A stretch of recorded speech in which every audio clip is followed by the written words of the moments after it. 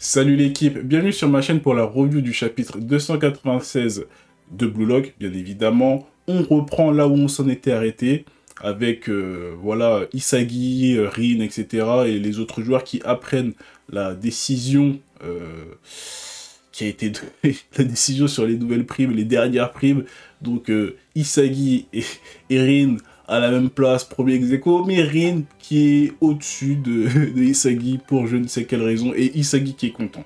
Donc avant de commencer la review, je vous invite à vous abonner parce que la majorité des personnes qui regardent les vidéos, vous n'êtes pas abonnés mais vous regardez. Donc s'il vous plaît, cliquez, je vous laisse le temps, allez, faites-le, voilà. Carrément, je vous laisse le temps en réel, alors que vous devriez l'avoir fait direct. Ensuite, ajoutez un like et en commentaire, commentez par rapport à la vidéo et au chapitre si vous avez des choses à dire, des théories, etc. Je répondrai aux commentaires, bien sûr. Donc, commençons cette petite review. Alors, clairement, on commence par une réaction de Barreau et voilà, de son équipe, hein, tout autour, ils sont tous, voilà, oh, c'est incroyable et tout. Mais Barreau, lui, il est dans son coin un peu, et il dit, ok, bon, bien sûr, mon rival, ça peut que être le premier, en fait. Ça peut que être le premier, donc voilà, on voit que Barreau, il est, voilà, rien de spécial, il est pas énervé, il est pas choqué, mais il se dit juste, ok, c'est logique, Isagi, il est chaud, et c'est quelqu'un de chaud qui va me permettre, en fait, de m'améliorer. Donc, en vrai, là, il n'y a rien de spécial à dire. Ensuite, on retourne, en fait, du côté de Isagi, hein, qui kiffe sa vie. Les gars, ils kiffent sa vie. Genre, le gars, il devient fou, il dit, ouais, je suis le seul à ressentir ça dans le monde. Vraiment, il kiffe sa vie. Donc, ouais, si tu veux, mais... Et en plus, il ose dire je suis le seul à ressentir ça dans le monde, alors qu'il est littéralement ex-aequo avec quelqu'un d'autre. Mais bon, c'est pas grave. Ça, c'est Isagi, il est dans son délire. Donc, clairement, il est heureux, il est satisfait. Et ça le motive aussi pour la suite. Il se dit qu'il peut aller encore plus loin. Parce que là, il a, entre guillemets, il a passé un palier. Et maintenant, il est à un niveau où il peut voir d'autres aspects pour s'améliorer. Donc, en vrai, rien de spécial, juste il est vraiment heureux. Il se dit même pas, mais pourquoi je suis premier ex-aequo et tout, normalement, il se pose pas de questions. Donc voilà, c'est pas grave. Bon, après, t'as le reste qui sont contents pour lui, etc. Et directement, on switch, on va retourner du côté du Barça et du Moonshine. Vraiment, c'est ce qui nous intéresse là maintenant. Donc, directement, vision sur Bachira, qui dribble, voilà, il dribble tout le monde, c'est le monstre. Pas de soucis, mais le dribble qu'il nous a fait, les gars, faut en parler. Je suis désolé, mais faut en parler, on va prendre un peu de temps. Les gars, il a fait une roulette, sombrero. C'est du n'importe quoi. C'est vraiment du n'importe quoi. Roulette sombrero. C'est... On est où, là? Donc, les gars, il fait roulette sombrero. Déjà que c'est du n'importe quoi. Il finit sur une reprise de volée lucarne. Bam! C'est ça Bachira maintenant, donc c'est ça. Donc là, en fait c'est ça maintenant, il faut se dire que maintenant, Bachira, quand il va mettre des buts, ça va être que des trucs comme ça. C'est que il dribble 3-4 joueurs et il finit sur un truc de fou en fait. Ça va, il faut qu'on commence à se dire que ça va tout le temps être comme ça. Il va dribbler 2-3 joueurs salement, avec des dribbles qu'on a jamais entendus, des combos incroyables. Et ensuite, il va finir en beauté tout le temps, en fait. C'est ça qu'il faut se dire, c'est que là, il n'y a plus de but normal pour lui. Donc déjà, reprise de volée, on comprend le niveau, hein, on comprend le niveau. Mais c'est pas tout, parce que après ce but, en fait, t'as Lavigno et Chris Prince qui vont venir sur le terrain pour jouer. Ça veut dire qu'ils utilisent voilà, leur seule fois où ils pourront jouer dans le match. Juste après le but de Bachira, parce que Lavigno, il a fait « Ah ouais, ok, t'es chaud, c'est comme ça qu'il faut faire ». Donc là, t'as les 2 maîtres qui rentrent sur le terrain. Donc avec l'entrée sur le terrain de ces deux-là, t'as la remise en jeu du Moonshine, et là t'as quelque chose d'intéressant parce que t'as Agi et Reo qui sont en confrontation, en gros, sur comment il faudrait jouer pour gagner. Et ils le font en parlant en fait de Nagi. Ouais, Nagi, tu devrais plus faire comme ça, non, plus comme ça. Et là t'as Reo qui contredit, etc.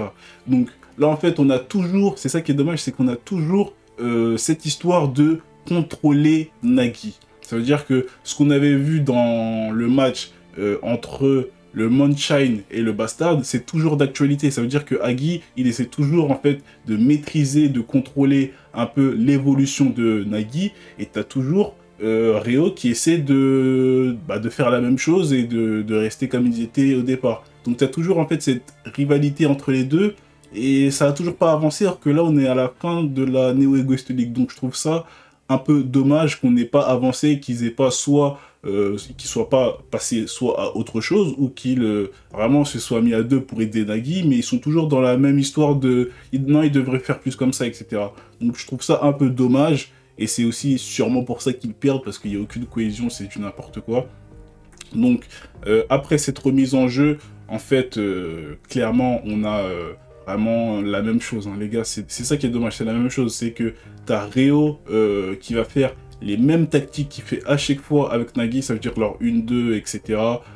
Rien de fou, mais là, c'est là que ça devient intéressant, c'est que on a Otoya, hein, un perso très très intéressant, très très fort, mais là, j'ai l'impression qu'on commence à vraiment mettre la lumière sur lui, et les gars, je pense qu'à la fin de la Neo Egoist League, on va être très très choqué des stats qu'il va avoir, que ce soit en termes de but et en termes de passe D. Parce qu'il ne faut pas oublier qu'au Barça, il n'y a que Otoya et Bachira, hein. Donc, ça veut dire que les deux, ils se font manger mutuellement. Hein, ils se font des passes D, ils mettent des buts entre les deux. Je pense que ça va être comme ça. Et je pense que les stats qu'aura Otoya, elles seront semblables à celles qu'aura Bachira.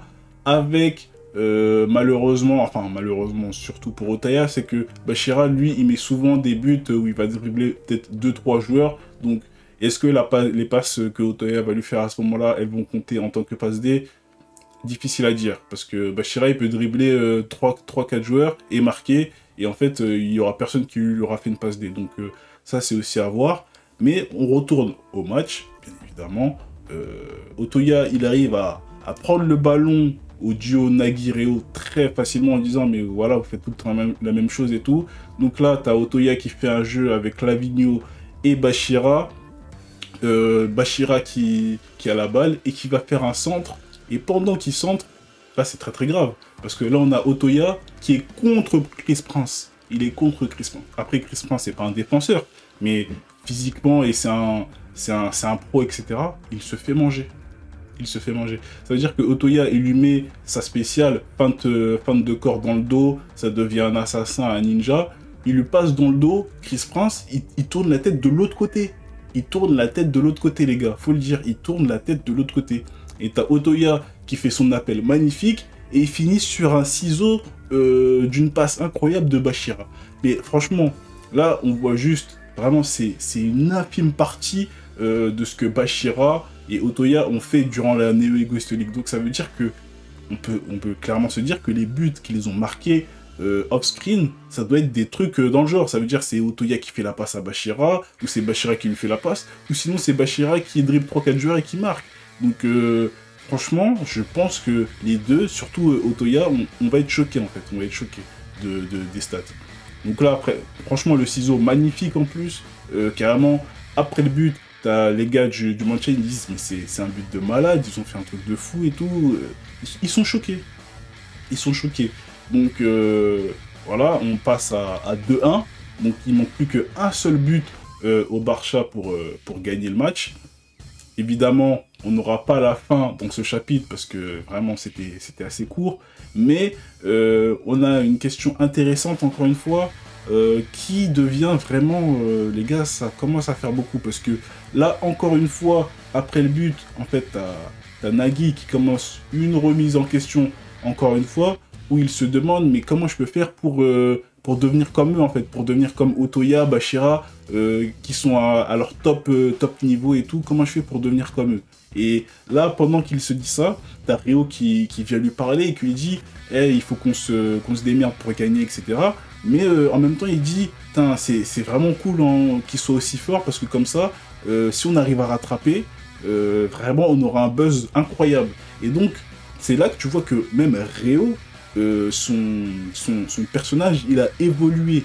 Malgré qu'il a été un peu traîné à cause de Nagi qui n'évolue pas, lui, il a évolué personnellement. Et c'est là que Nagi le voit, il dit « Ah ouais, même toi, t'es vraiment devenu fort, t'as changé en fait. » Il se dit ça dans sa tête, il se dit « Même Reo, il a changé en fait. » Parce que Reo, de base, c'était que Nagi, mais même à ce moment-là de l'histoire et de la Neo Egoist League, on voit qu'il a évolué, que lui-même, il veut prouver et devenir plus fort que les autres.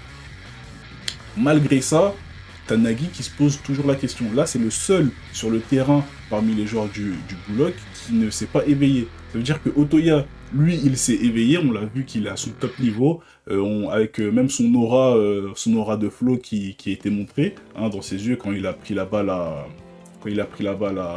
Nagi et Reo, et ensuite sur le but incroyable. Bashira, n'en parlons pas, lui, il a un monstre, et on sait qu'il est déjà à son niveau quasiment max, hein, à part quand il devient vraiment fou là, mais voilà, son niveau il est déjà exceptionnel, on n'a rien à dire, et si Nagi dit qu'il est à son top niveau, c'est qu'il est à son top niveau.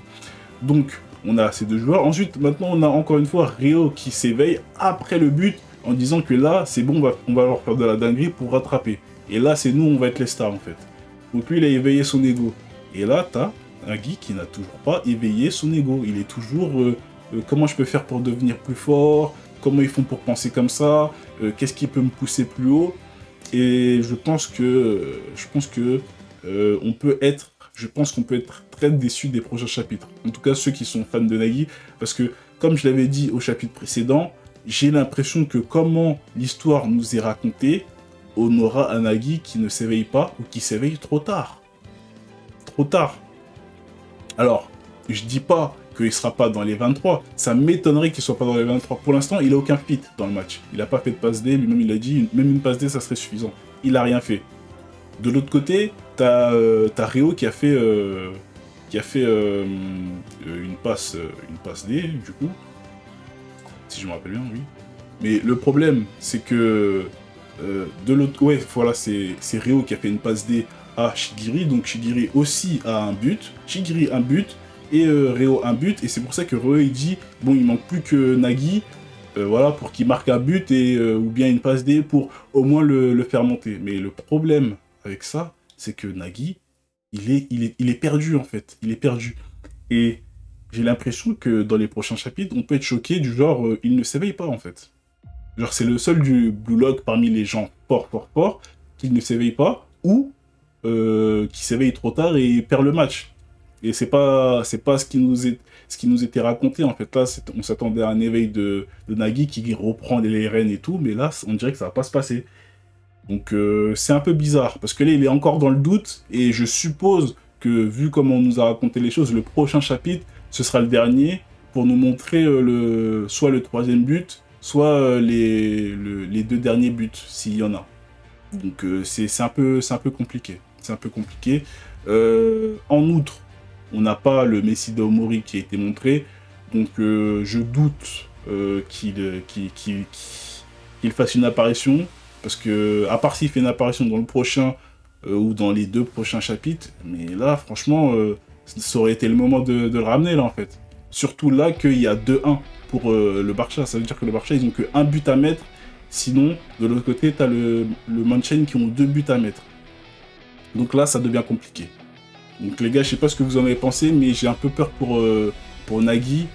S'il s'éveille pas, dans tous les cas, même s'il s'éveille pas, normalement, si on lui baisse pas sa prime, genre de malade mental, il reste quand même dans les 23 du Blue Lock. Mais... Et encore, hein, je doute, parce qu'il peut y avoir une réévaluation de toutes les primes à la fin de la Nouvelle Egoist League. Ça veut dire que même l'équipe de Barreau, par exemple, les Ubers, ça se trouve, ils peuvent monter également à la fin et tout, en recomptabilisant tout, etc. Donc on n'est pas à l'abri de ça. On n'est pas à l'abri de ça, donc attention quand même. Ça devient bizarre, les gars, ça devient bizarre. En tout cas, c'était un petit chapitre, encore une fois. Pourquoi nous faire attendre pour les primes, sérieux? Franchement. Là, ce qu'on a vu, le dernier chapitre, on a vu les 2 primes. Ensuite, là, dans le chapitre, ils nous montrent même pas les primes, ils nous montrent Isagi qui devient fou parce qu'il est content. Pourquoi ne pas nous montrer directement les primes et après continuer sur le match? Oh, quand même. Là, c'est vraiment du forcing pour nous faire attendre, hein, je suis désolé. Bon, en tout cas, j'espère que vous aurez un peu apprécié le chapitre. Moi, je l'ai moyennement apprécié, mais enfin, moyennement. Je l'ai beaucoup apprécié, surtout quand il y avait Bashira. Mais je suis juste déçu de Nagi, en fait. Mais sinon, c'était un bon chapitre. Et déçu de ne pas avoir les primes, en fait. Je suis désolé. Il fallait nous montrer les primes, et c'est tout. Et là, ça aurait été un excellent chapitre. Mais là, on a juste eu le côté Bashira et Otoya que j'ai surkiffé. Et après, bah, t'as Nagi, encore une fois, qui voilà, la même chose que les autres matchs, en fait. La même chose que quand il a perdu contre Barreau, ou même contre Isagi, et contre le PSG avec Rien en mode, oh, ils sont trop forts, c'est incroyable. Oh. En fait, c'est redondant. Donc, je sais pas où on va avec Nagui, mais la vérité, ça devient bizarre. Est-ce qu'il va être écarté? C'est bizarre, les gars. Donc, sur ce, j'espère que vous aurez apprécié la vidéo. Et n'oubliez pas de liker, de vous abonner et lâcher votre commentaire. Sur ce, à plus. 次は君だ。